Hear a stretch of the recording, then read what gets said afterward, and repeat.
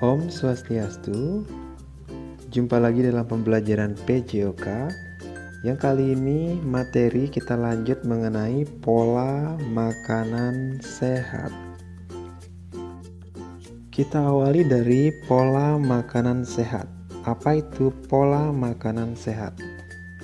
Pola makanan sehat adalah keteraturan makan makanan yang higienis dan bergizi dengan memperhatikan waktu dan bahan pembuatannya. Jadi kita bisa mengetahui makanan itu sehat itu dari kapan makanan itu dibuat dan bahan-bahan apa saja yang digunakan untuk membuat makanan tersebut. Mengenai higienis, di sini makanan higienis adalah makanan yang memenuhi standar kesehatan dan bebas dari zat yang beracun serta kuman penyakit.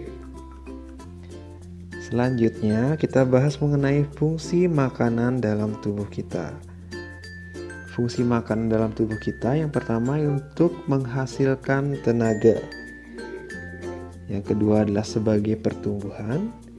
Yang ketiga adalah sebagai mengganti atau pengganti sel-sel yang telah rusak. Yang keempat adalah sebagai penghangat tubuh atau menghangatkan tubuh kita atau disebut dengan oksidasi. Jadi fungsi-fungsi makanan dalam tubuh itu ada 4. Membahas mengenai makanan, tentunya kita harus tahu zat-zat apa saja yang dibutuhkan oleh tubuh yang terkandung dalam makanan. Terlebih dahulu kita membahas mengenai zat gizi makanan. Zat gizi makanan adalah zat yang diperlukan oleh tubuh dan berasal dari makanan. Adapun zat-zat gizi makanan yang dibutuhkan oleh tubuh itu ada 6. Yang pertama hidrat arang atau biasa disebut dengan karbohidrat. Yang kedua ada lemak. Yang ketiga ada protein. Yang keempat mineral atau garam. Yang kelima itu ada vitamin. Dan yang terakhir yang keenam adalah air. Jadi keenam ini adalah zat-zat yang dibutuhkan dalam tubuh. Dari keenam zat gizi ini, sesuai dengan fungsinya, zat gizi ini dapat digolongkan menjadi 3, yaitu yang pertama zat sebagai sumber tenaga. Itu kita bisa dapat dari karbohidrat, lemak, dan protein. Yang kedua, sebagai zat pembangun. Itu kita bisa cari di protein dan mineral. Yang terakhir, sesuai dengan fungsinya sebagai zat pengatur, itu kita bisa dapat dari vitamin, mineral, protein, dan air. Sekarang kita bahas satu persatu mulai dari karbohidrat. Karbohidrat adalah zat makanan sumber penghasil energi yang sangat diperlukan tubuh. Selain sumber energi, karbohidrat berfungsi sebagai bahan pembentuk protein dan lemak, serta berperan untuk menjaga keseimbangan asam dan basa dalam tubuh. Setiap 1 gram karbohidrat dapat menghasilkan energi sebesar 4,1 kalori. Di sini Bapak mencoba untuk menggambar beberapa tumpukan jagung. Ini merupakan salah satu contoh sumber dari karbohidrat yang bisa kita dapatkan. Dengan memakan jagung, itu kita juga akan mendapatkan karbohidrat langsung. Selain jagung, sumber-sumber atau contoh-contoh yang menghasilkan karbohidrat yang bisa kita dapat adalah dari nasi, sagu, roti, tiwul, setelah itu ketela, kentang, ataupun ubi. Itu kita bisa dapatkan untuk mendapat karbohidrat dalam tubuh. Yang kedua adalah protein. Protein adalah zat yang dibutuhkan oleh tubuh guna proses pertumbuhan dan mengganti sel-sel yang telah rusak. Kandungan protein banyak terdapat dalam lauk, misalnya daging, telur, ikan, tahu, tempe, dan juga pada susu. Sumber untuk protein ini bisa dibedakan menjadi dua, yaitu protein hewani dan protein nabati. Hewani ini berasal dari hewan, umumnya mengandung protein yang lengkap, itu terdapat pada ikan, daging, susu, telur, lebah, belalang, laron. Sedangkan untuk yang nabati, contoh-contohnya itu yang dari tumbuhan seperti kacang-kacangan, sayur-sayuran, dan biji-bijian.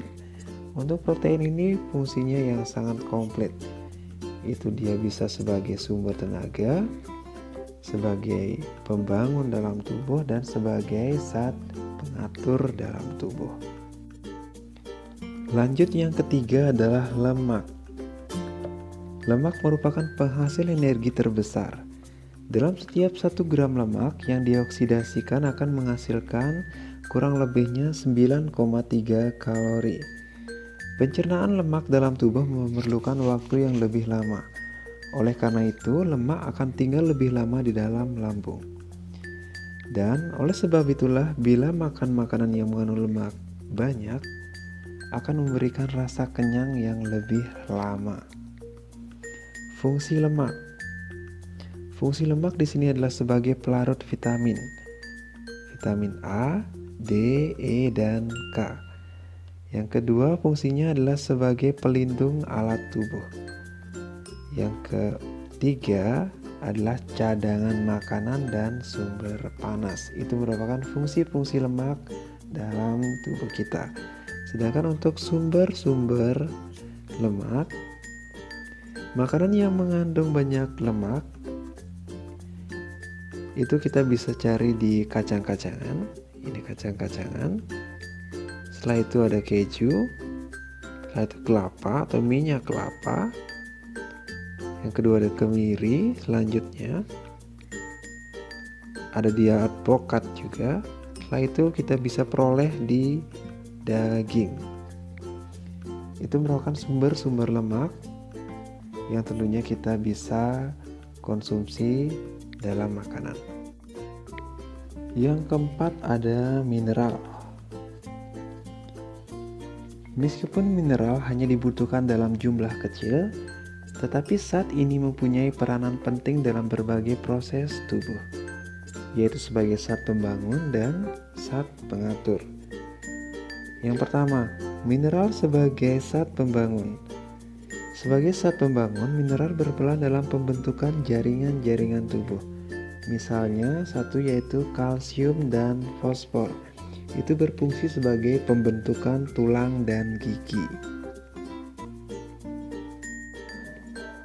Yang kedua, mineral sebagai zat pengatur. Itu berfungsi dalam menyeimbangkan asam basa dalam tubuh. Yang kedua itu dalam proses pembekuan darah. Yang ketiga itu dalam pengangkutan oksigen dari paru-paru ke jaringan tubuh, dan sebaliknya mengangkut karbon dioksida dari jaringan tubuh ke paru-paru.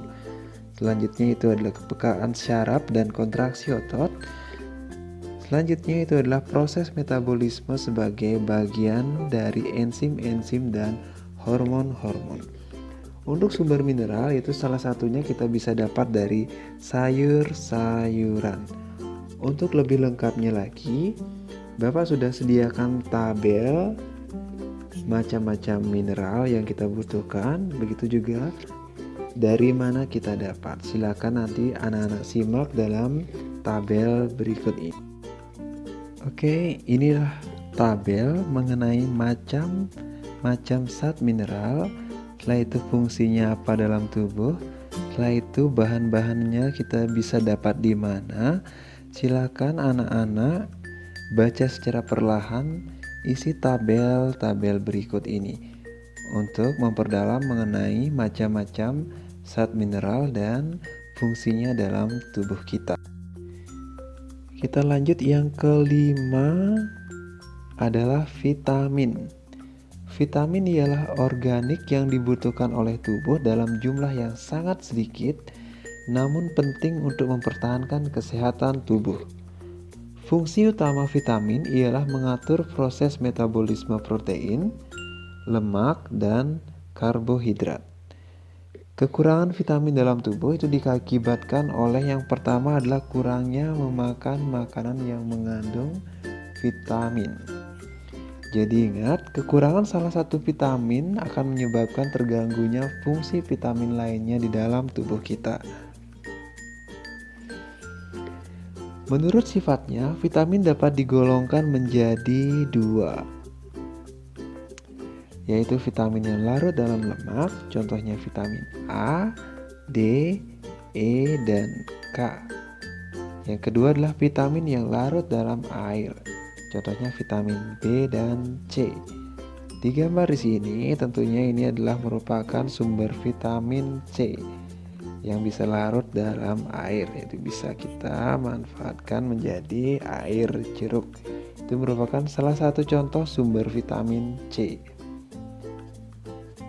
Untuk sumber-sumber vitamin lainnya, Bapak sudah sediakan tabel, silakan nanti simak di tabel bermacam-macam vitamin dan sumbernya kita bisa dapatkan di mana saja. Silakan simak dalam tabel berikut ini. Oke, ini adalah tabel mengenai macam-macam vitamin, fungsinya dalam tubuh apa, dan di mana kita bisa mendapatkan vitamin tersebut. Silakan kalian atau anak-anak baca secara perlahan isi tabel ini. Yang terakhir atau yang nomor 6 itu adalah air. Air adalah bahan pokok yang harus selalu ada. Kebutuhan tubuh akan air dapat dikatakan nomor 2 setelah oksigen. Orang dapat hidup tanpa makan untuk beberapa minggu, tapi tanpa air, orang hanya dapat bertahan untuk beberapa hari saja.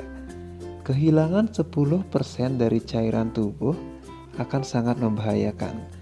Kematian yang terjadi bila kehilangan cairan tubuh mencapai 20%. Untuk sumber air. Sumber air kita bisa dapat dari air minum. Yang kedua, air yang terkandung dalam bahan makanan. Yang ketiga adalah air yang terbentuk dalam jaringan sebagai hasil pembakaran zat makanan sumber tenaga. Kayak itulah sumber-sumber air yang kita dapatkan untuk pemenuhan air dalam tubuh kita atau cairan dalam tubuh kita. Oke, sekian dulu materi untuk kali ini. Kita jumpa lagi dalam pertemuan berikutnya. Mohon maaf apabila ada salah kata. Akhirnya, Bapak ucapkan terima kasih.